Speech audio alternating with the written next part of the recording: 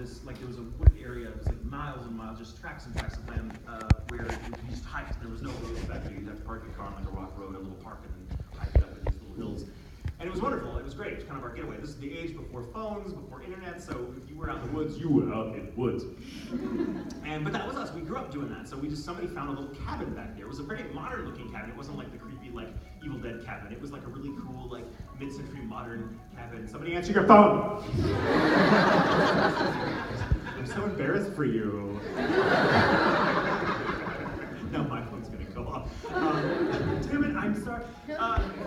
Somebody found this cabin and it had been abandoned. Like somebody had lived out there and studied out there because there were books everywhere and this person was clearly a scholar, a philosopher. It was really neat. And we liked it. It had been kind of vandalized. A lot of windows had been broken out and it had been disused for at least 10, 15 years. And all of us thought, this is kind of a cool little place that we know about and clearly no one's coming back here. So we kind of spent the summer fixing it up a little bit as best we could as kids.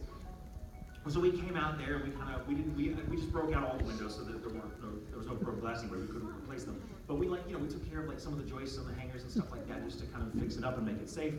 And we spent weekends out there. We would kind of camp and this would be our base of operations. There was no power out there, so we had to bring little lamps and like spotlights and batteries and like boom boxes that ran on batteries. Who uses boom boxes? Like 5 people were like, I do.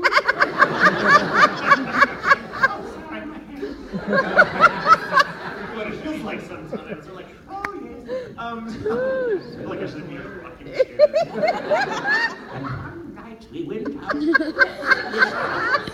And there was a big party. We decided to have a big party out there, so a bunch of us just hiked out there. There must have been like a dozen or more of us out there, and we were having a good time. And we had music, and we had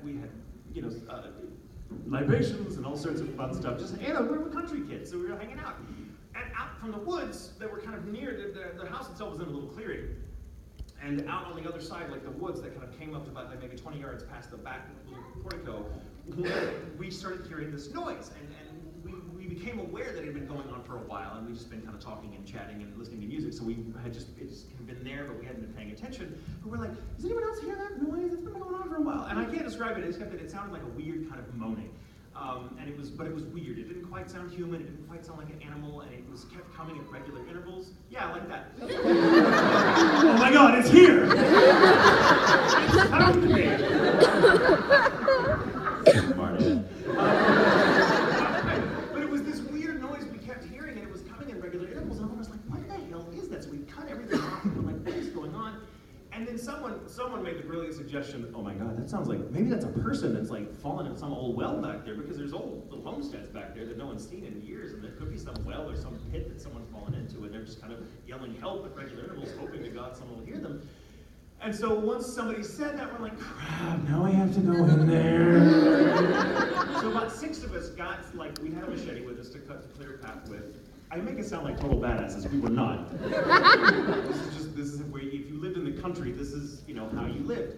And so we had a machete, and we had a couple of lanterns and a couple of spotlights, and about 6 of us did, we fanned out and went and cleared a path into the woods, and the sound would come, and it was like, it's coming from over here, but we can't tell how far away it is. It could be a mile away, it could be right here, because it's such a weird sound. I got no judgment for distances, and we're like calling out to this person, this thing, whatever, and we'd never get an articulate answer, but it would always call back.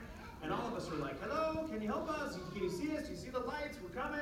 Just stay where you are. We're trying to find blah, blah, blah, blah, blah. We're keeping each other in sight, too, so, nothing happens. And then eventually we get to a point where we can no longer see the house and everyone that we left back on the back porch. And as we walk a little further in, we hear the noise here, and then all of us are like, I swear it's right over. It's got to be maybe 20 yards, maybe 30 yards that way. So let's clear a path. And no sooner do we hear the noise and think that we hear the same noise now coming from here. And we're like, nope. And then this one started kind of moving and came from over here. And now this one was over here. And one of us goes, guys, we're being ambushed. It's like we're being hunted. All right, well, bye, guys. We're going. And so we went back to the porch. We're like, guys, we don't know what the hell that was, but there's 2 of them out there. And they're like, what do you mean there's 2 of them? We only ever heard the one. Like, we've been hearing you guys, and we've been hearing the one. We're like, what do you mean you only? Dun, dun, dun. So there's this weird occurrence, and all of us, we left. We left that night. We're like, okay, guys, we're gonna hike back. We're gonna go in front of the house. We're gonna go back to our cars because I didn't want to stay here anymore. It was like 2 o'clock in the morning, and we were gonna hike through the woods because this thing was like. We didn't want our souls eaten. So we left.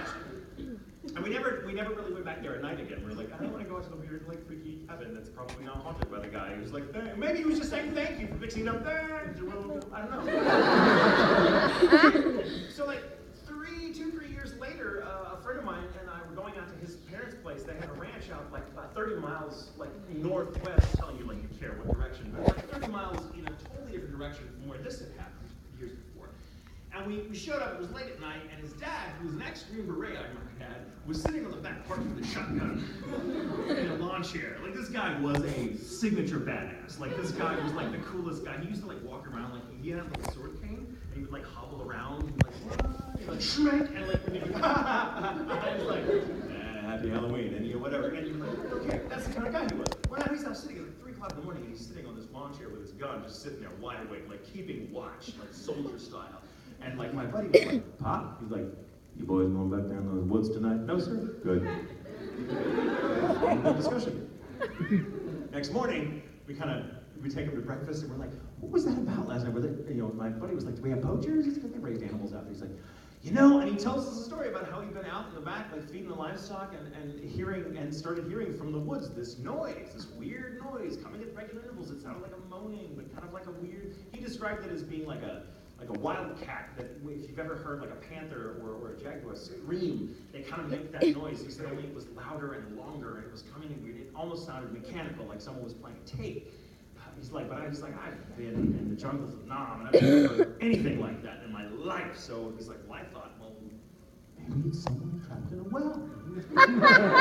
Right? So now I'm convinced this creature is like, feeds on human beings, and that's how it lures them. So it's only like a few evolutionary steps away from, help, Timmy's trapped in the well! But he said the same thing happened. He went out into the woods with he had like a little pistol with him at the time, like his not shotgun, his other gun, with the spotlight, and he's like, hey, give it a hand. And he hears it over here, and then he hears it over here. It was doing this thing. He was like, nope, screw that. I'm trapped in a well. So I went back and then just spent the rest of the night just. It went away after a few hours, but I was not about to like go inside. And that's the end of the story.